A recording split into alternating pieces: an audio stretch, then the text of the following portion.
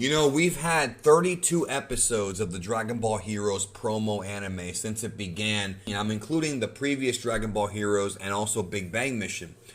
And the more things change, the more they stay the same. I think we've all kind of figured out what this is.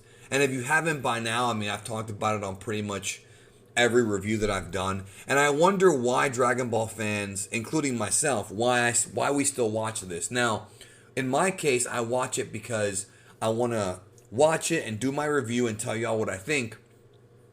But I think, why do other people watch it? I think about this sometimes.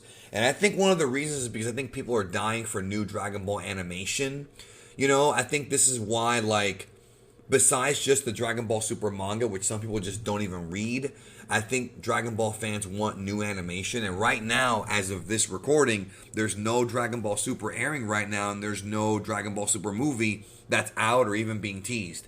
There's that one little interview from a couple of years ago, but that's for down the road. So, right now there's nothing new. So Heroes is kind of filling some people's, I guess, need for Dragon Ball animation, but it's also it doesn't do it for me. This just does not do it for me. I would actually prefer if they did a new Heroes episode once every 3 months and have it be 20 minutes long, more like an OVA with good solid animation and a good story. I would actually prefer that.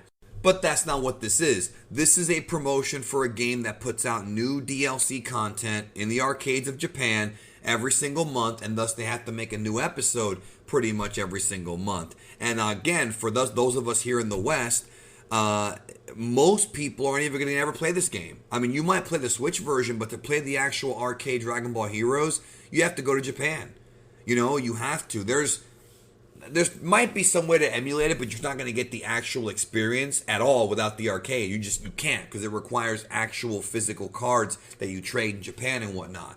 It's just, you have to go to Japan and play this game. So outside of Japan, people just want more animation, because I think this fan service stuff, it's doing okay for some people, but for me, it just doesn't do it, if I'm being honest. If it doesn't deliver. Fan service can work, but if it doesn't deliver and give us a good quality story, or at least some good fights, this episode had a couple of fights, but they were all pretty stiff. It just was that mediocre, subpar Dragon Ball Hero style that doesn't really do it for me. Once in a while we'll get a good fight like Sheeta's episode, and we'll get some good stuff here and there, but it's so few and far between. You know what I mean? I'm not here to complain about Heroes the entire review, okay?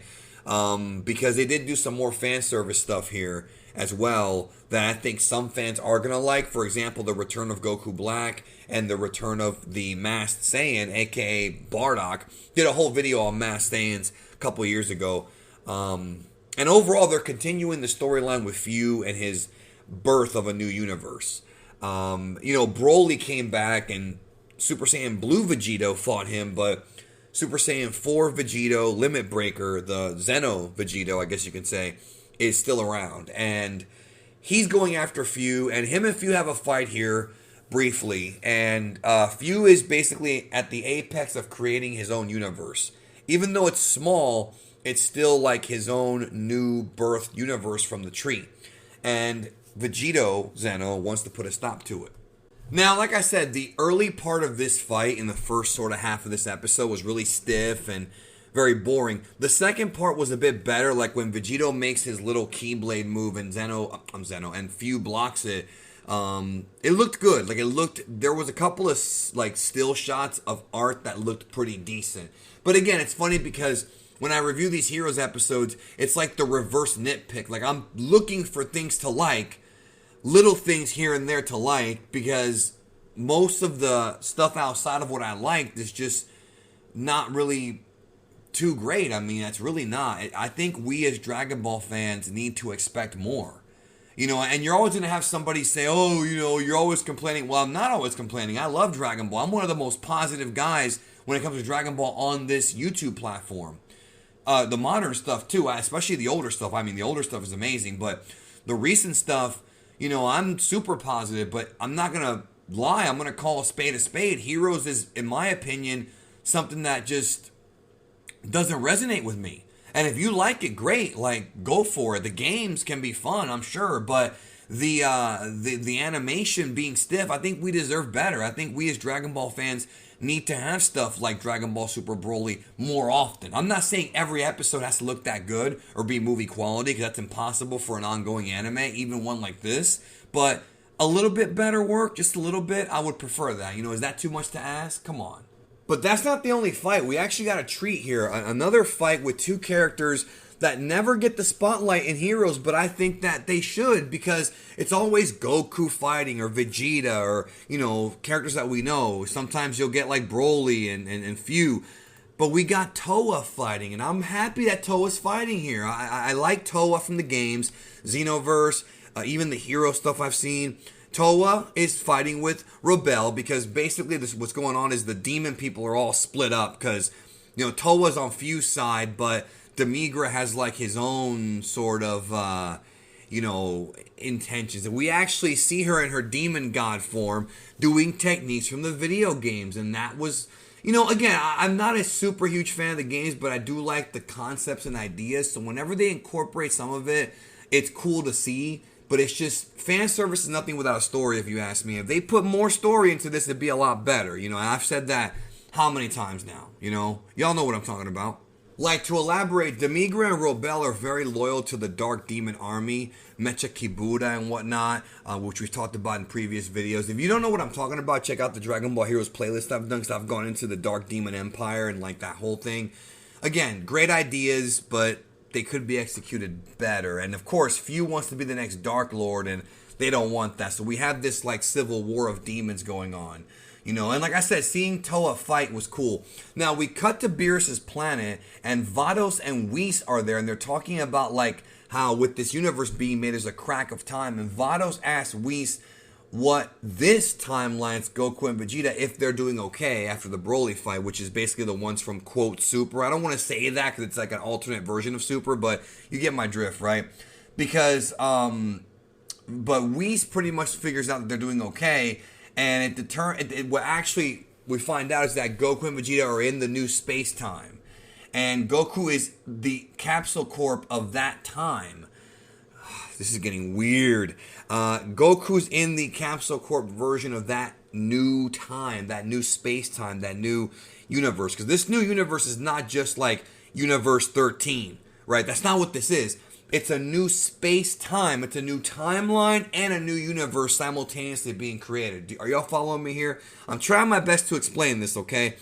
There's universes, like the 12 universes in Dragon Ball. Then there's the alternate timelines, like Trunks' timeline, Cell's timeline, etc.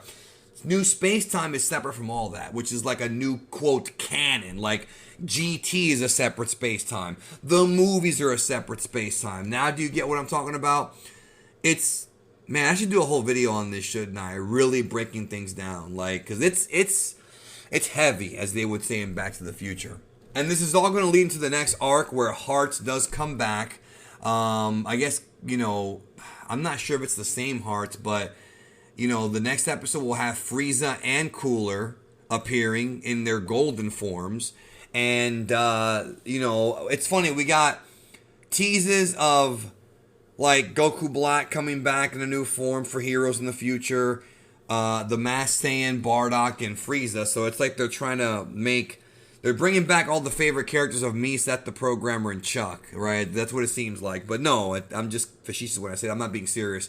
So, I mean, it's like, again, like, these ideas seem really cool, but I'm just not looking forward to the execution, and I haven't for a long time. So Goku... It was kind of cool seeing Goku in this alternate realm of Capsule Corp. Just really creepy looking dark skies.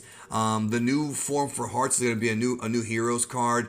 And that will go into what happens in the future, whatever that may be. So, new arc is going to be starting in March anyways. I think March it starts, right? Or April.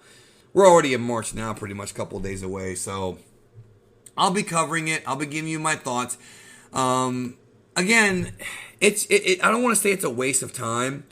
It's cool lore, and if you're into the Heroes lore, and if you do plan on playing the game, going to Japan, or even playing the Switch game, it's fun to learn about these characters, but they never get enough time for new fans. If you're a newer not new fan, for non-Heroes fans, if all you know about Dragon Ball is Dragon Ball Z, GT, and Super, and maybe Kai, if you want to count that as separate, even though it's not, if that's all you know about Dragon Ball, and you know anything about Heroes, like I've got videos about it, but if you're new, you're going to be lost. Like, you got to catch up, you know what I mean?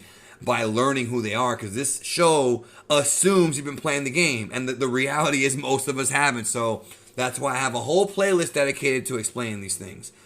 That's it. Mid-episode, honestly, I wish there was more Toa fighting, and I hope that they give us more of other characters fighting, not just Goku, because, come on, I want to see other fights. Anyways, this Saturday, my new video coming out will be about Vegeta learning Hakai in the manga, and where this is going. There is a purpose behind this. It's not what you think. It's not Vegeta becoming a god of destruction, believe it or not. There's something else behind all of this, and I will tell you what I think it is. I don't know for sure. This Saturday, you won't want to miss that video. It's a fun, not that long of a video either, so stop by on the channel. Subscribe if you are new. I thank you for all your support for the past 6 years, almost 6 years doing this, and looking forward to many more. We'll talk soon.